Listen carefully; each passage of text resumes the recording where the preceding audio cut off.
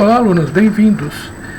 Nós vamos hoje apresentar um tópico que no nosso material não consta, mas ele é muito importante aqui nos nossos vestibulares regionais, FUNESP, a Unicamp e a FUVEST. Esse assunto ele aparece com bastante frequência e eu não posso deixar de fazer esse comentário.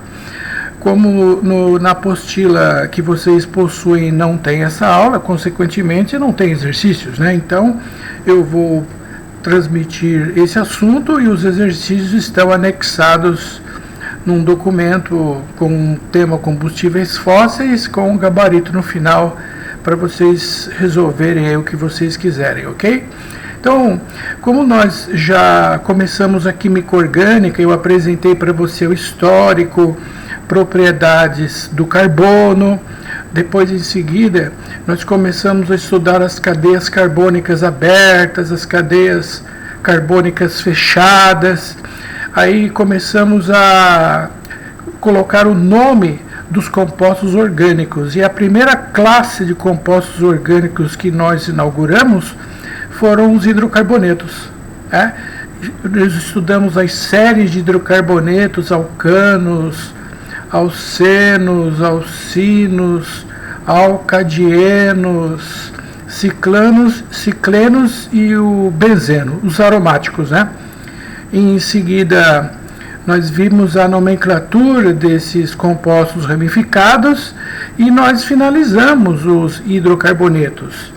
Então, nada mais oportuno do que realizarmos essa aula sobre as propriedades químicas, as propriedades físicas e também a fonte dos hidrocarbonetos, ok?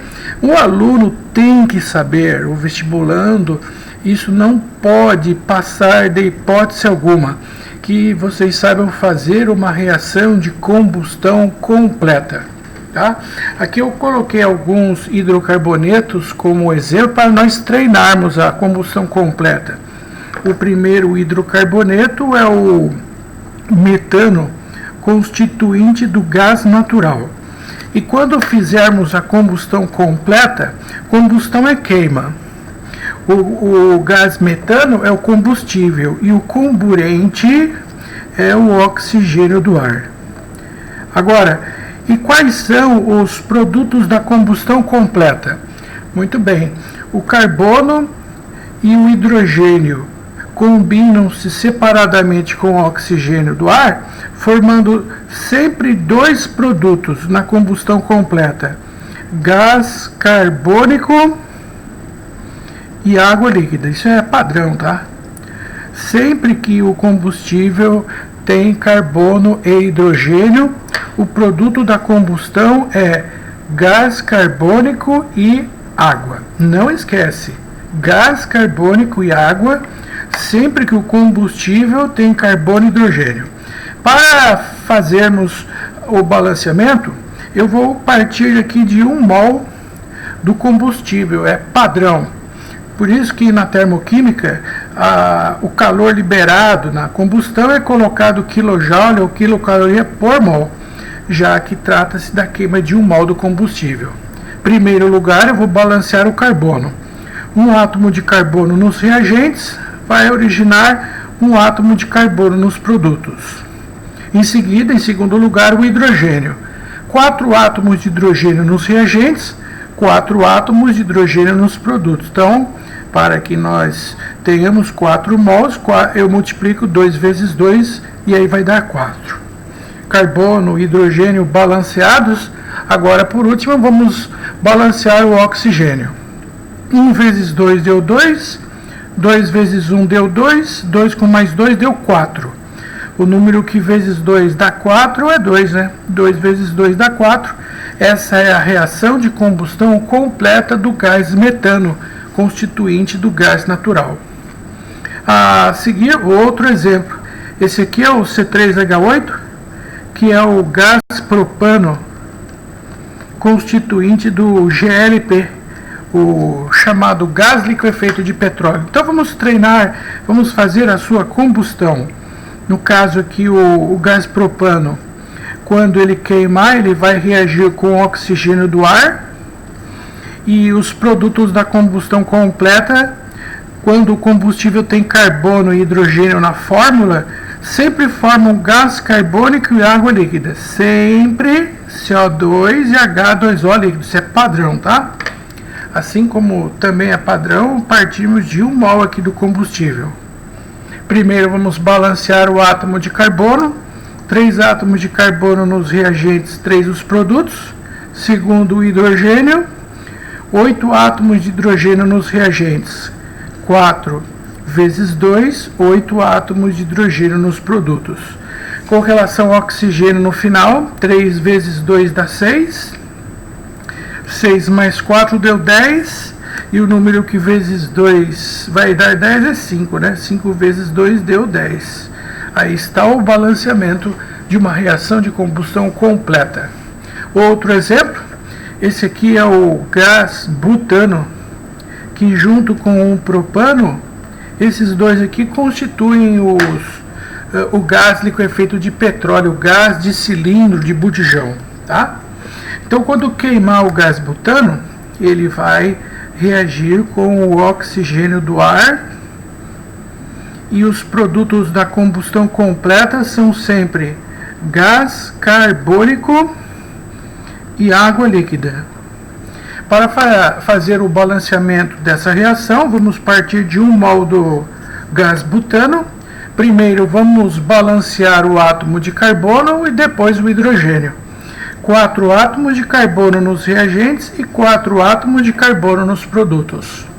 10 átomos de hidrogênio nos reagentes, 5 vezes 2, 10 átomos de hidrogênio nos produtos. Átomos de oxigênio eu tenho 4 vezes 2 é igual a 8. Aqui 5 vezes 1 deu 5 e 5 mais 8 deu 13. O número que vezes 2 dá 13 é 6,5, mas eu posso deixar isso em forma de fração. Então, deu 13 sobre o índice do oxigênio, que é 2. Isso eu posso deixar fracionário sempre que o número der ímpar, a quantidade de átomos de oxigênio deu ímpar, tá? Não há necessidade de colocar 6,5, pode deixar em forma fracionária. Mas todo combustível, quando ele queima, simultaneamente à reação de combustão completa, ocorre a combustão incompleta também. E nesse caso, são 2 as reações de combustão incompleta que ocorrem com qualquer combustível, seja ele gás natural, propano, butano, octano da gasolina, enfim, qualquer combustível quando queima, ocorre a combustão completa e incompleta simultaneamente, ok? Na combustão incompleta eu peguei um dos exemplos anteriores, que é o gás butano, constituinte do gás GLP, né, o gás de cozinha. O gás de cozinha de cilindro, tá? Não é o encanado. Esse gás encanado distribuído com gás é o gás natural metano. É esse aqui, ó. Muito bem, pessoal. Quando a combustão for incompleta, acontece simultaneamente a formação, duas reações com formação de produtos diferentes. No primeiro caso, forma-se o monóxido de carbono e água líquida. E no segundo caso, forma carbono sólido e água líquida também. Veja, esse monóxido de carbono, ele é um gás incolor de extrema toxicidade.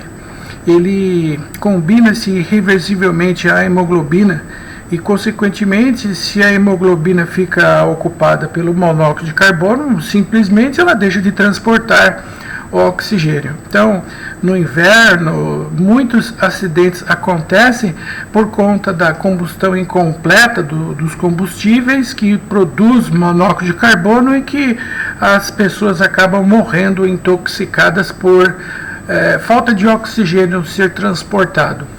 simultaneamente à formação do monóxido de carbono, ocorre também a formação de fuligem, que é esse carbono sólido aqui, ó, que é formado. Por isso que quando você verifica no escapamento do veículo, você vê um resíduo sólido chamado negro de fumo. Aquilo ali é a fuligem, que sai junto com os combustíveis, independente se o carro é antigo ou se for um carro novo que você acabou de comprar, e isso é simultâneo. Ocorre tanto a combustão completa quanto a incompleta. E o balanceamento da reação de combustão incompleta segue o mesmo princípio da completa, ou seja, vamos partir de 1 mol do combustível. Vamos fazer as duas reações simultaneamente. 4 átomos de carbono nos reagentes e 4 átomos de carbono nos produtos. 10 átomos de hidrogênio nos reagentes, 10 átomos de hidrogênio nos produtos. 5 vezes 2 deu 10 átomos de hidrogênio. Agora, no final, vamos balancear o oxigênio. Aqui nós temos 4 átomos de oxigênio e aqui temos mais 5. Total de 9 átomos. 9 átomos de oxigênio. Deu um número ímpar. Não tem problema. Pode deixar o 9 sobre o índice, que é igual a 2. Eu quero colocar 4,5. Está errado, né? Não está errado. De forma alguma. Só que você dificilmente encontra exercícios com coeficiente com vírgula. Ou eu multiplico tudo pelo denominador e deixo tudo inteiro, ou posso deixar na forma fracionária também, não tem nenhum problema. Já no segundo caso, não temos oxigênio aqui, então só vou contar os 5 aqui que formaram nos produtos. 5 nos produtos, 5 nos reagentes. Como 5 é um número ímpar, então eu coloco aqui 5 sobre o índice, que é 2, certo? Agora, se nós verificarmos basicamente a principal diferença para que nós tenhamos uma reação cujos produtos da reação de combustão é completa ou incompleta, qual é a principal diferença? Além dos produtos que diferem, o principal motivo é isso aqui, pessoal, é a quantidade de oxigênio demandada na combustão. Os carros mais novos, a demanda de oxigênio é maior, o desgaste é menor e predominam os produtos da combustão completa. Existem os produtos da combustão incompleta, mas em teor menor. Já os carros mais antigos, desregulados, enfim, com um desgaste maior, ao contrário, a demanda de oxigênio diminui, e se a demanda de oxigênio diminui, predominam os produtos da combustão incompleta. Eu volto a repetir, isso é importante. Quando um combustível ele queima, ocorre simultaneamente a combustão completa e a incompleta. Qual incompleta? As duas reações. Essa que forma monóxido de carbono e água, e a outra que forma carbono na forma de fuligem e H2O. O aluno tem que saber isso. Isso é muito importante. Outro tópico muito importante que nós também estudamos na aula é referente à fórmula geral dos hidrocarbonetos, que é muito útil na hora de resolver os exercícios. Já foi até demonstrado em aula, então não vamos aqui neste momento fazer as deduções novamente. Só relembrando que o hidrocarboneto, cuja fórmula geral é CnH2n mais 1, são os alcanos. Os hidrocarbonetos saturados de cadeia aberta, CnH2n, são os alcenos. Hidrocarbonetos de cadeia aberta insaturados por uma ligação dupla, e também os ciclanos. Ciclanos são os hidrocarbonetos de cadeia saturada e fechada. E por último, a fórmula geral é CnH2n-1, que os chamados alcinos, os hidrocarbonetos de cadeia aberta insaturados por uma ligação tripla, ou os alcadienos. Esses aqui possuem cadeia aberta e insaturados por duas ligações duplas. E os ciclenos. Ciclenos são hidrocarbonetos de cadeia fechada, insaturados por uma dupla ligação. Isso é muito útil, repito, para resolver questões sem precisar contar manualmente os hidrogênios da fórmula. Usa a fórmula geral e você resolve tudo muito facilmente. Depois dessas propriedades químicas dos hidrocarbonetos, agora vamos estudar algumas propriedades físicas importantes. Bom, alguns tópicos ainda serão apresentados no decorrer do nosso curso de Química, mas eu preciso já falar de alguns neste momento.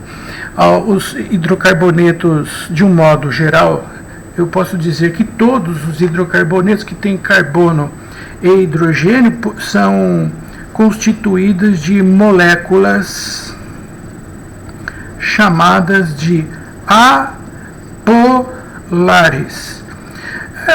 Deixa eu te ajudar. Quando você tem um recipiente contendo água, se você coloca gasolina, ela mistura com a água? Não, né? Exatamente. A gasolina não mistura com a água. Você verifica que a água, o líquido mais denso fica na parte inferior, a gasolina fica em cima da água, porque ela é mais leve do que a água. Não é verdade? Agora, por que a gasolina não mistura com a água? Esse é o motivo. É que eles não são quimicamente semelhantes com relação à polaridade. A água é uma molécula extremamente polar. Só adiantando aqui o que é uma molécula polar, né? Vamos pegar aqui a molécula da água, né? Temos o oxigênio, que é um átomo eletronegativo e por isso ele atrai mais fortemente a ligação covalente do hidrogênio. E assim nós temos aqui uma polaridade na ligação do oxigênio com o hidrogênio da água. E isso confere à água essa polaridade que faz com que a água tenha um caráter polar. E se você colocar a água num campo elétrico, por exemplo, ela vai sofrer um desvio. O que não vai acontecer com os hidrocarbonetos. Os hidrocarbonetos são moléculas apolares. E se você colocá-las num campo elétrico, elas não sofrerão desvios. Logo, se os hidrocarbonetos são apolares, então eles são solúveis em solventes apolares. Semelhantes dissolvem semelhantes. Um solvente apolar muito conhecido, usado muito nos laboratórios, é o tetracloreto de carbono, por exemplo, o CCl4. Esse composto, você vai falar assim, quero ver você me explicar essa agora, velho. O que é? Qual o problema? O cloro, ele tem polo negativo e o carbono polo positivo. Por que o cloro é polo negativo? É porque ele é mais eletronegativo do que o carbono. O que é átomo eletronegativo? Um átomo eletronegativo é aquele que atrai mais fortemente o par de elétrons da ligação covalente. Então se a ligação é polar, por que esse tetracloreto de carbono, esse cara aí, é apolar? É porque ele é uma molécula simétrica e esses vetores, por eles estarem em lados opostos, eles se anulam. E desta forma, pelo motivo dos vetores de polos se anularem, por isso essa molécula do tetracloreto de carbono, ela é apolar e, portanto, ela é desejável para dissolver, solubilizar hidrocarbonetos que são apolares. Mas pelo fato da molécula ser polar e o hidrocarboneto apolar, os hidrocarbonetos são insolúveis em água que é muito, muito polar. O que mais? Esses hidrocarbonetos apresentam uma densidade menor que 1 grama por mililitro. Por isso que quando você coloca um hidrocarboneto em presença da água, primeiramente pelo fato da água ser polar e o hidrocarboneto apolar, então eles não são miscíveis e formam um sistema bifásico. Outra pergunta, por que eles formam essas duas fases, sendo que a água fica na parte inferior e o hidrocarboneto em cima? Motivo? A densidade. De que a densidade da água é 1 grama por mililitro, enquanto a densidade dos hidrocarbonetos, elas são menores do que 1. Por isso eles ficam sempre na superfície. Não esqueçam disso, por favor. Isso é muito importante. O que mais? Outra propriedade física dos hidrocarbonetos que nós vamos aprender no decorrer do nosso curso, muito importante isso que eu vou falar agora, tá? É que os hidrocarbonetos, eles possuem ligações intermoleculares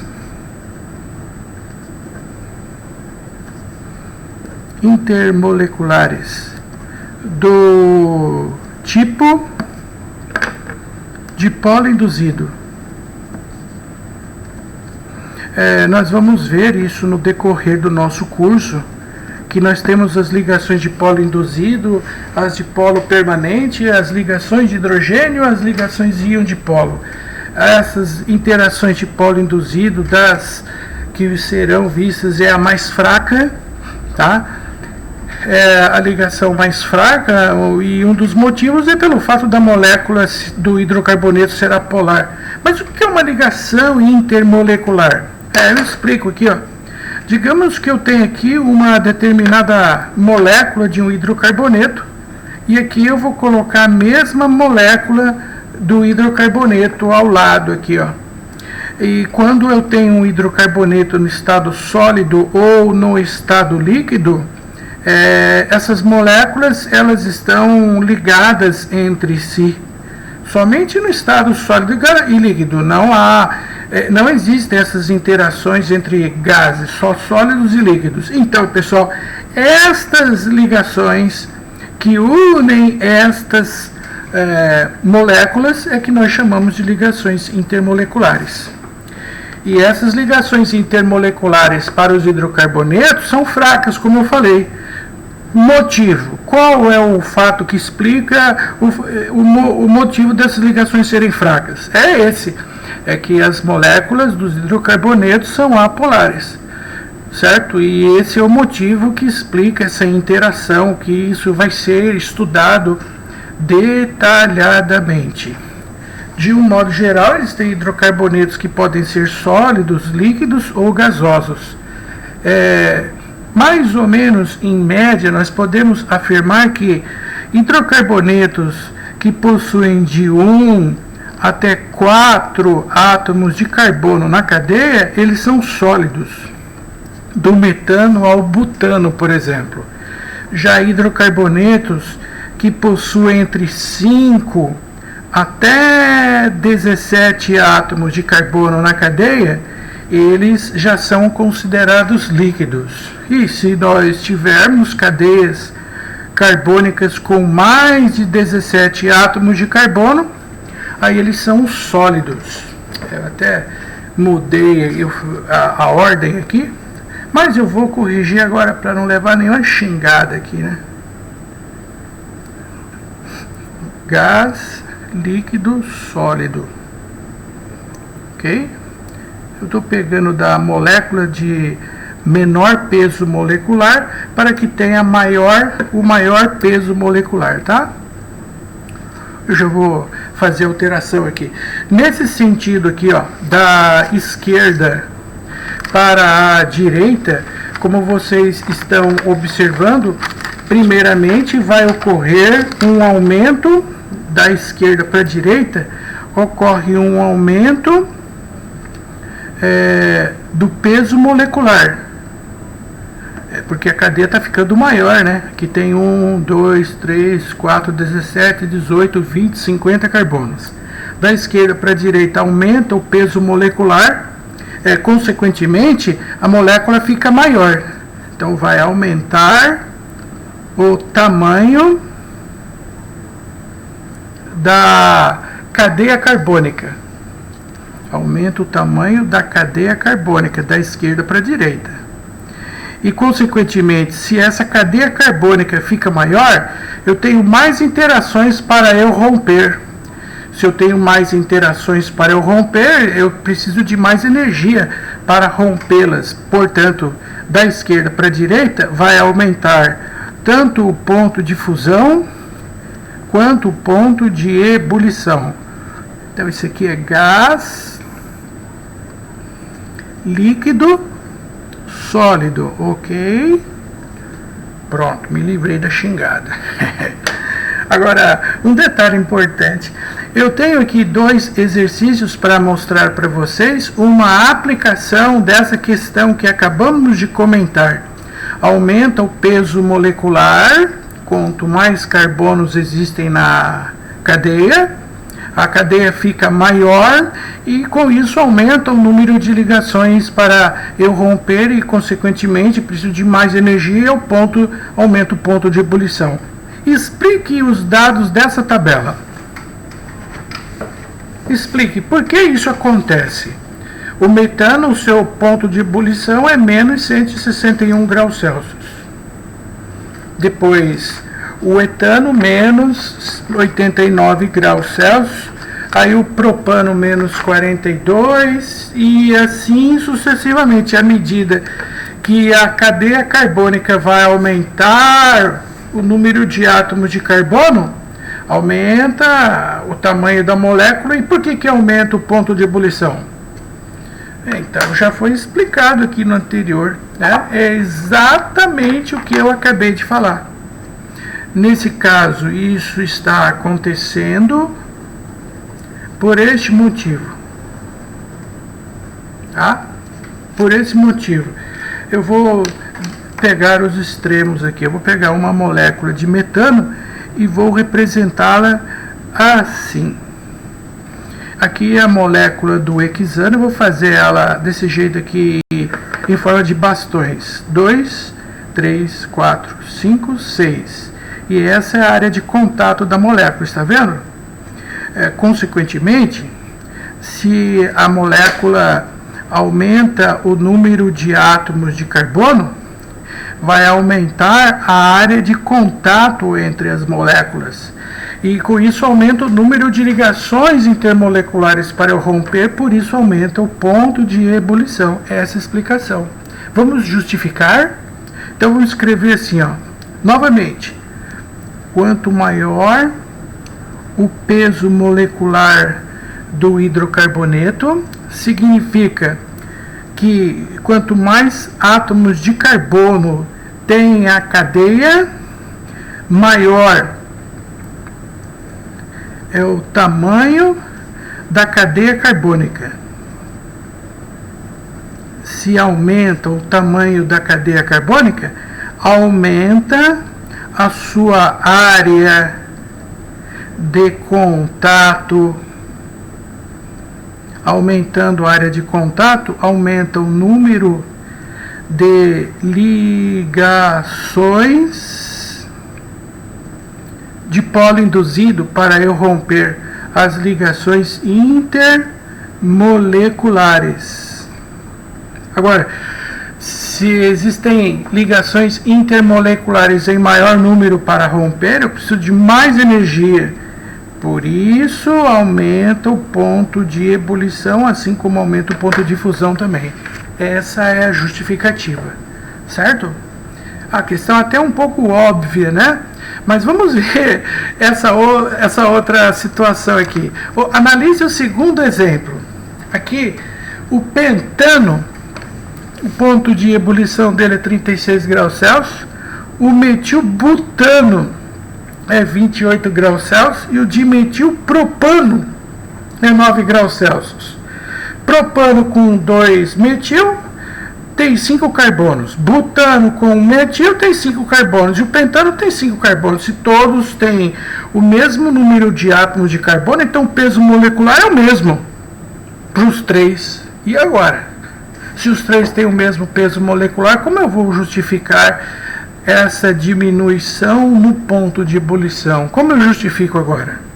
Da seguinte maneira: se eu vou desenhar aqui o pentano, que tem 2, 3, 4, 5 carbonos, e essa é a sua área de contato. A área de contato é justamente o local entre essas moléculas, elas vão se ligar aqui no estado líquido. Ok. Agora, olha só o metilbutano. O metilbutano tem 1, 2, 3, 4. Tem um metil aqui, ó. 1, 2, 3, 4. Tem um metil aqui. Aí, o que aconteceu aqui? Aconteceu que a molécula diminuiu, ficou menor. E no dimetilpropano, 3 carbonos no propano, e aqui tem 2 grupos metil. Vou colocar um aqui, outro aqui. O outro aqui embaixo, mesma coisa. Tem um aqui, outro aqui. E a área de contato dessa molécula ficou menor ainda. Conclusão que nós chegamos é a seguinte: quando o pentano, que era uma cadeia normal, transformou-se em dimetilbutano, que é uma cadeia ramificada, ela ficou menor. Consequentemente, diminuíram o número de interações entre as moléculas. E se diminui o número de interações, diminui a energia, diminui o ponto de ebulição.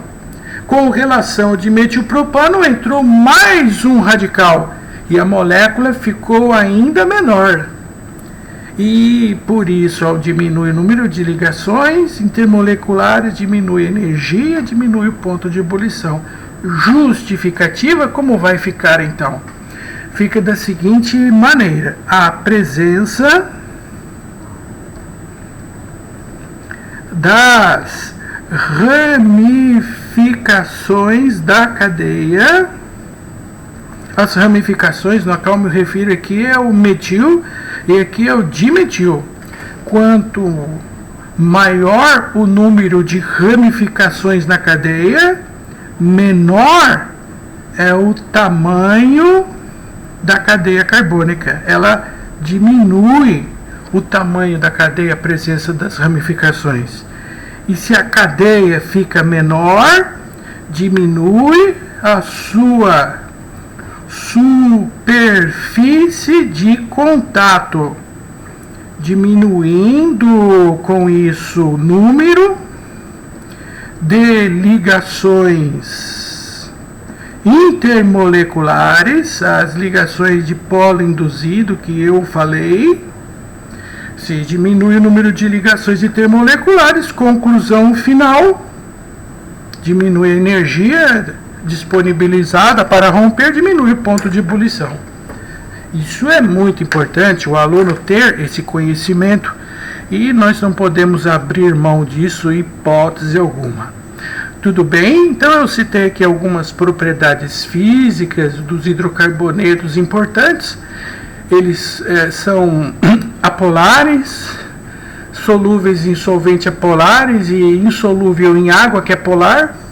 Possuem densidade menor do que 1 e ligações intermoleculares do tipo de polo induzido. Agora eu vou mostrar para vocês um outro tópico importante dos hidrocarbonetos, que que é a fonte de hidrocarbonetos. De onde esses hidrocarbonetos são provenientes? Resposta: dos combustíveis fósseis. Mas são vários combustíveis fósseis. Nós temos carvão mineral, nós temos urânio, que é combustível fóssil também, né? O que mais? Nós temos petróleo. Qual é o combustível fóssil que é considerado uma fonte de hidrocarbonetos? É esse óleo negro cru que eu estou mostrando aqui para vocês, que levou aproximadamente 100 milhões de anos para se formar, né? E isso daqui é uma mistura de hidrocarbonetos. Então, meus amigos, agora eu vou fazer um mapa conceitual e vou mostrar as principais etapas de formação, refino e processamento do petróleo com a obtenção dos hidrocarbonetos que constitui esse óleo negro cru aqui, ó. Mistura de hidrocarbonetos, ok? Eu vou fazer então esse mapa conceitual para facilitarmos o nosso entendimento, ok? Então vamos lá. Primeiramente, uma das teorias mais aceitas para explicar a constituição do petróleo é que eles são provenientes de sedimentos marinhos, de um modo geral, né? Oceanos primitivos, que há milhões de anos atrás, devido ao movimento das placas tectônicas, eles foram submersos, depois a água evaporou, o sal ele acabou se decantando sobre todo aquele material que fica no pavimento oceânico, que são as algas marinhas, as algas e os plânctons.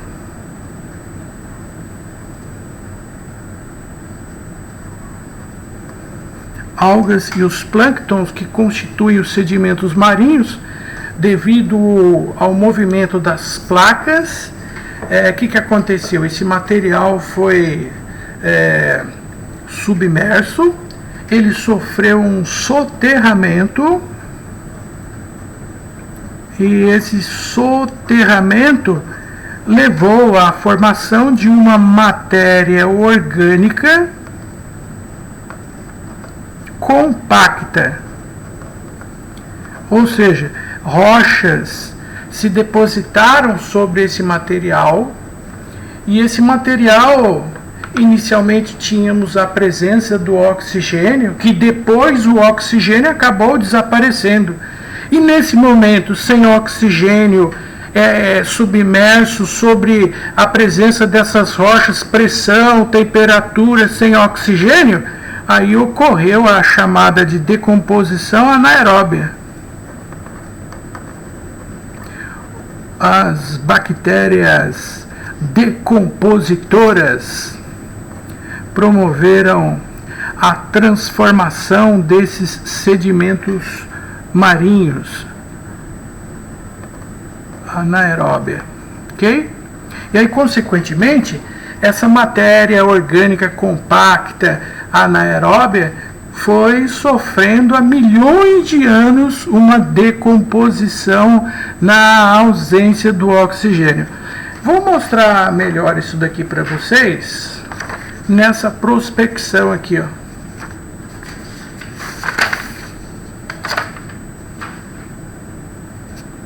Uma prospecção no fundo do mar. Aqui nós temos uma lâmina de água com aproximadamente de 3 a 4 quilômetros de espessura. Aqui nós temos o resíduo, né, desses sedimentos marinhos que sofreram a decomposição e que originou esse óleo negro cru chamado de petróleo. E simultaneamente a formação do petróleo tem um bolsão subterrâneo constituído de gás natural. O mesmo acontece aqui embaixo. A diferença são que aqui nós temos as chamadas rochas sedimentares. Como o próprio nome já é sugestivo, são rochas que apresentam matéria orgânica em decomposição. Por isso, sedimentos, e por esse motivo chamam-se assim, rochas sedimentares. Mas, inicialmente, naqueles oceanos primitivos, o que acontece quando a água do mar ela evapora? O sal cristaliza. E isso daqui é uma camada de sal impermeável, que acabou cristalizando proveniente da evaporação da água dos mares. Por isso que vocês já devem ter ouvido falar no petróleo da camada pré-sal, pós-sal. Qual é a diferença? É essa diferença aqui, ó. Aqui nós temos uma camada de sal que está sobre a superfície de uma rocha sedimentar com um depósito mais antigo. E esse depósito mais antigo está localizado nessa rocha sedimentar que foi formada antes do sal. Então, esse é o petróleo da camada pré-sal, que nós temos aqui no Brasil, aqui na Bacia de Santos, também encontrado dessa maneira, que é um material orgânico muito mais antigo, né? E de maior profundidade, evidentemente, para a sua remoção. Só que a grande maioria do petróleo encontrado no mundo afora fica sobre essa camada de sal que foi formada milhões de anos atrás, e a maioria do petróleo encontrado no planeta é na camada de rocha pós-sal. Tem o pré-sal e tem essa camada de rocha sedimentar formada acima da camada de sal. E normalmente, quando essa matéria orgânica ela se decompõe, além do material viscoso, oleoso, nós temos uma porção de gás. Por isso, quando eles fazem a perfuração da rocha, primeiro eles encontram os bolsões subterrâneos de gás. Depois esgota que ele começa a obter petróleo posteriormente. Tá? Isso para vocês terem uma ideia que, no caso, o petróleo ele é formado normalmente em conjunto com o gás natural.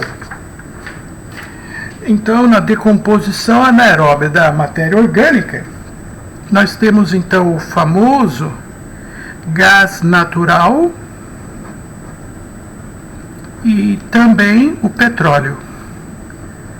Sobre o ponto de vista químico, qual é a constituição do gás natural e do petróleo?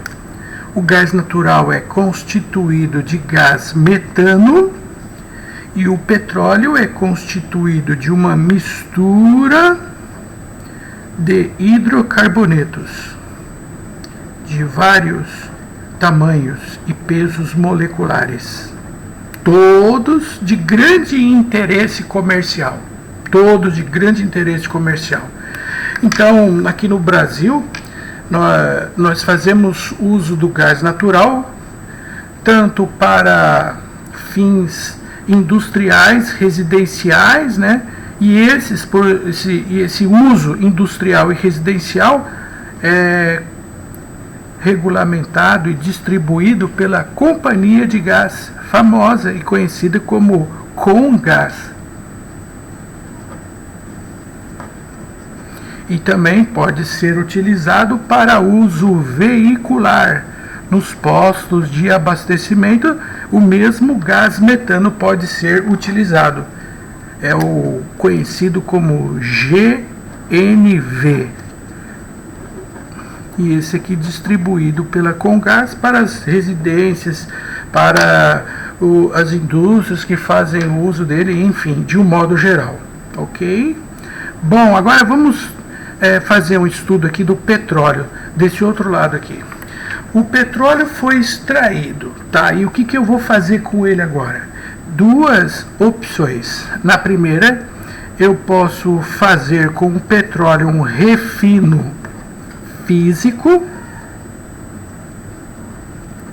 ou um refino químico. Vamos ver qual é a diferença entre o refino físico e o químico. O físico eu simplesmente retiro ele e ele será submetida a uma separação dos hidrocarbonetos constituintes através do processo conhecido por vocês, a destilação fracionada. Na destilação fracionada, você vai injetar aqui o petróleo, que é o óleo negro cru. Para vocês terem uma ideia, mais uma vez temos uma amostra cedida gentilmente aqui pela Petrobras para uso didático, para mostrar para os alunos o seu aspecto viscoso, oleoso. Ele vai ser injetado aqui numa fornalha para ser aquecido a entre 400 e 600 graus Celsius, sem o oxigênio do ar, para não correr o perigo, na presença do oxigênio e uma faísca, queimar o petróleo. Aí esse óleo, ao chegar nessa fornalha, é aquecido e depois vai ser vaporizado.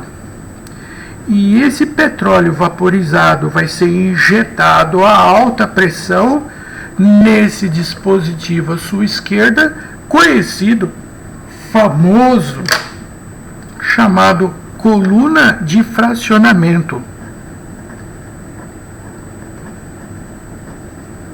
Nessa coluna de fracionamento, nós temos no seu interior essas bandejas aqui, como uma espécie de uma serpentina, onde o vapor dos hidrocarbonetos vai ser injetado a alta pressão e eles vão literalmente apostar uma corrida para ver qual a fração consegue chegar primeiro no topo da coluna. A resposta: a fração que chega no topo da coluna é a mais leve ou a mais pesada? Exatamente, a mais leve. A mais leve é sólido, é líquido ou é gás? Sim, a mais leve, a fração é gasosa.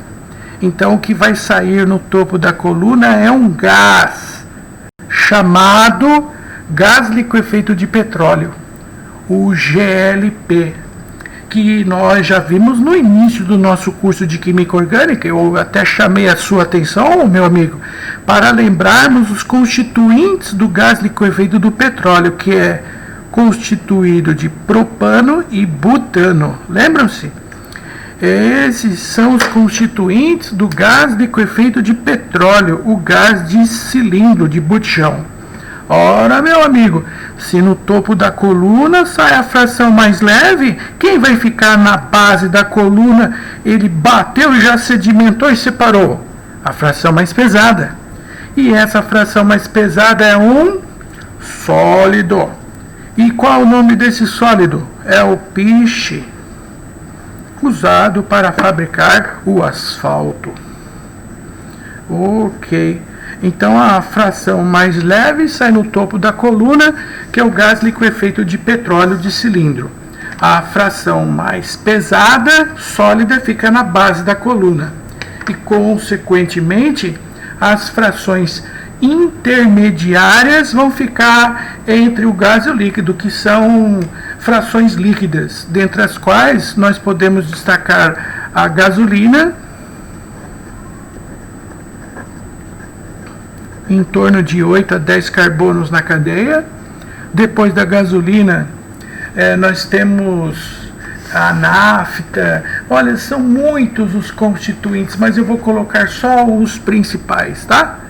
Querosene. A diferença da gasolina para o querosene é o número de átomos de carbono na cadeia. Aqui tínhamos entre 8 e 10. Aqui já tem mais de 12 átomos de carbono. Depois do querosene, nós temos a obtenção do óleo diesel, que já tem 14 a 16 carbonos. E vai aumentando o tamanho da cadeia. Depois do óleo diesel, nós temos o óleo combustível. O óleo combustível já tem mais de 16 átomos de carbono. E aí, à medida que vai aqui atingindo a base da coluna, a cadeia vai ficando cada vez maior. Consequentemente, aumenta o peso molecular e aumenta o ponto de ebulição. E aqui nós temos o óleo lubrificante. Também existe a parafina, mas aqui nós estamos mostrando os principais apenas, para o aluno ter conhecimento como eu consigo separar os hidrocarbonetos constituintes do petróleo. Nossa, meu amigo, não tem ideia. Isso cai muito nos vestibulares, muito. O aluno precisa adquirir esse conhecimento. Não deixem de fazer os exercícios patrocinados pelo portal de estudos de química, que está anexado junto com este vídeo. Agora eu vou fazer um complemento nesse estudo aqui com relação à separação dos componentes do petróleo, tá? Eu quero mostrar aqui para vocês em detalhe aquilo que eu falei, que no topo da coluna sai a fração mais leve, que é gasosa. Na base da coluna sai a fração mais pesada, que é sólido. E as intermediárias encontram-se no estado líquido. O que eu quero chamar sua atenção é que nesta coluna, de cima para baixo, neste sentido, de cima para baixo, o que está aumentando? O que aumenta nesse sentido? Primeiro, aumenta o tamanho da cadeia carbônica. A cadeia fica maior. Por exemplo, o gás liquefeito de petróleo, como eu falei, é propano e butano, tem de 3 a 4 átomos de carbono. A gasolina, ela tem de 8 a 10. O óleo diesel tem de 12 a 14 e vai aumentando até chegar ao piche, que já tem mais de 60 átomos de carbono. Se aumenta o tamanho da cadeia, vai aumentar também, nesse sentido de cima para baixo, o peso molecular.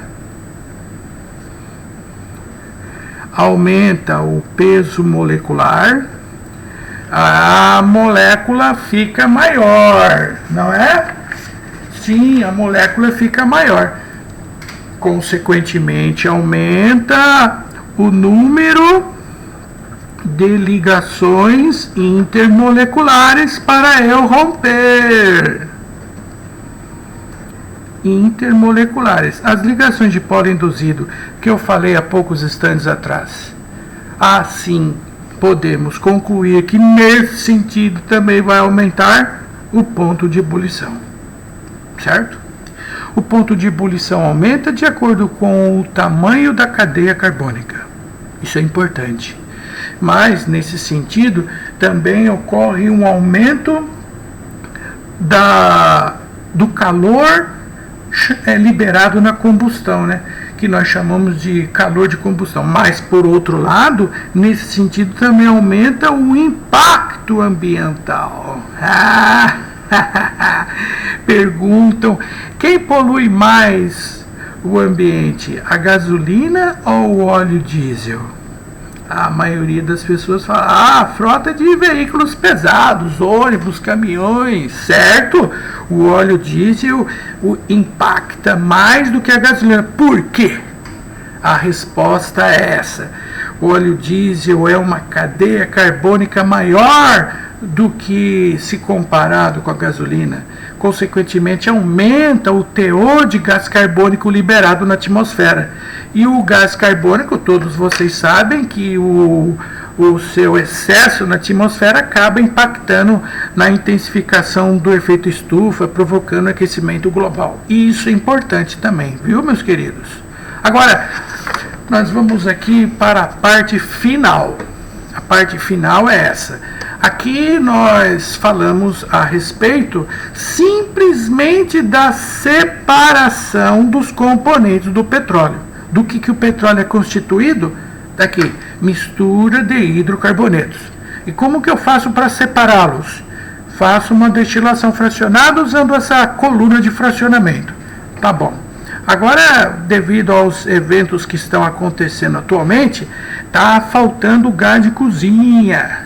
Tem o pessoal aí que tá pegando gás de cozinha, comprando a 50 e vendendo a 120. E aí, para usar da má fé, aproveitar da desgraça alheia, então tá começando a faltar gás de cozinha. O pessoal tá muito em casa e, consequentemente, tá cozinhando mais e tá faltando gás de cozinha. E agora, Petrobras, se vira? A Petrobras tem uma equipe lá de técnicos, de engenheiros químicos que estudam o refino químico. E que este, por sua vez, ele tem dois tipos de refino. Nós temos o chamado de craqueamento ou pirólise. Craqueamento ou pirólise. E o outro refino também é chamado de reforma catalítica. Vamos agora aprender a diferença entre o craqueamento e a reforma catalítica. Por exemplo, o que está acontecendo aí? Você falou, está faltando gás de cozinha. Tá, eu resolvo. Então o que eles vão fazer? Eles vão pegar hidrocarbonetos maiores,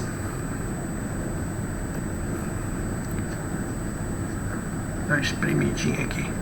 Eles vão pegar hidrocarbonetos maiores, de cadeias maiores, e aí eles vão submeter esse hidrocarboneto a um tratamento químico na presença de catalisadores, substâncias que aceleram a reação, aquecimento, pressão, e aí você pega uma molécula maior e quebra, obtendo hidrocarbonetos menores.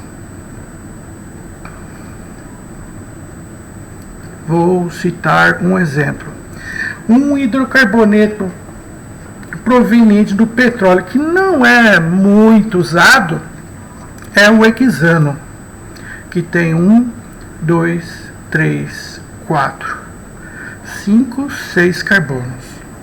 Este hexano é um hidrocarboneto da classe dos alcanos e cuja fórmula geral é CnH2n mais 2, onde o N vale 6, H2n mais 2, 2 vezes 6 dá 12, 12 com mais 2, 14 hidrogênios, e vamos submetê-lo a um craqueamento. Eu vou pegar esta molécula e vou quebrá-la em dois pedaços menores. Eu faço isso de acordo com a encomenda do freguês. Esse é um dos trabalhos da engenharia química que eles fazem lá na indústria petroquímica, nas refinarias da Petrobras.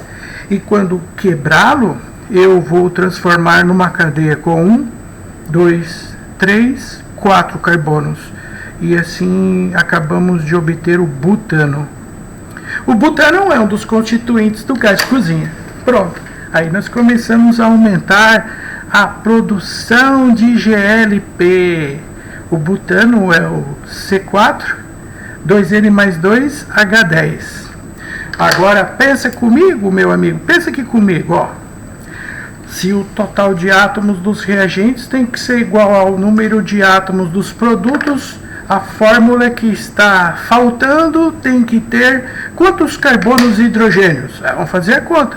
6 carbonos de um lado, 6 do outro. Aqui tem 4, faltam 2 carbonos. 14 hidrogênios de um lado, 14 hidrogênios do outro. Tem 10 hidrogênios, faltam 4. Não pode ficar com um átomo a mais e nem a menos, tem que ser igual. E esse C2H4 você conhece muito bem, já foi apresentado a ele nas aulas de Química Orgânica. É o eteno. né, cujo apelido dele, nós vimos na aula, é o etileno. Etileno serve para quê mesmo? Ah, lembrei, você lembra que, você se recorda que falaram que o plástico vem do petróleo? É verdade essa história? Plástico vem do petróleo? Essas sacolinhas plásticas, está falando isso vem do petróleo? Sim, como? Da polimerização do etileno. O etileno não está no petróleo, mas ele é obtido indiretamente por uma reação química chamada de craqueamento. Pega uma molécula maior, divide em duas menores de acordo com a necessidade. Agora, o que é uma reforma catalítica? Esse também é interessante e importante, já caiu muitas vezes. Por exemplo, eu vou pegar a gasolina que sai diretamente do petróleo. Ela tem 1, 2, 3, 4, 5, 6, 7, 8. Chama-se octano. Como é um hidrocarboneto da classe dos alcanos, tem fórmula geral C8, alcano, né? É CnH2n mais 2. 2 vezes 8, 16. 16 mais 2, 18 hidrogênios. Só que esse octano da gasolina, que sai direto do petróleo, ele é de péssima qualidade.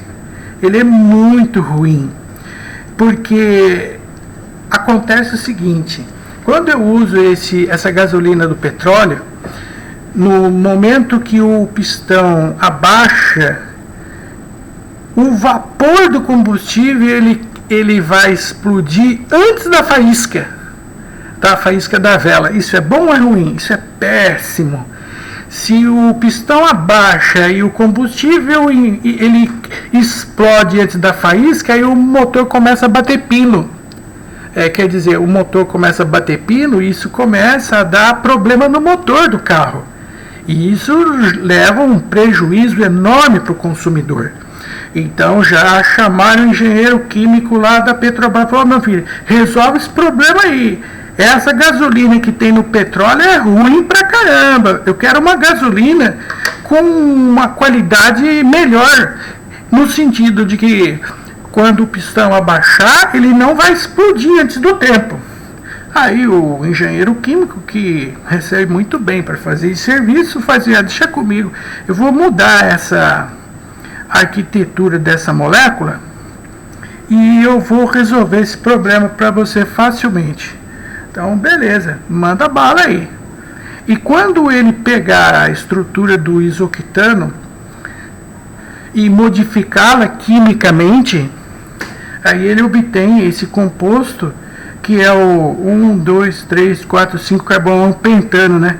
Ele é um pentano com 3 ramificações contendo o grupo metil. Esse é 1, 2, 3, 4, esse é o 2, 2, 4, trimetilpentano, que tem um apelido, chama-se isooctano. E esse isoctano, que tem a mesma fórmula molecular do octano, C8H18, então esses compostos são isômeros. Nós vamos aprender isso em isomeria. Compostos que têm a mesma fórmula molecular e diferem na sua fórmula estrutural. Esse caso dessa cadeia ramificada faz com que o combustível, ao ser comprimido no pistão, na câmara de combustão do motor, e não queima antes do tempo. Isso é o que eles chamam de um combustível de boa octanagem. E um combustível com octanagem 100 significa que ele é constituído só de isoctano, que é aquela gasolina lá da Petrobras, a Podium, que é o sonho de consumo de qualquer motor, mas aquilo ali é caro.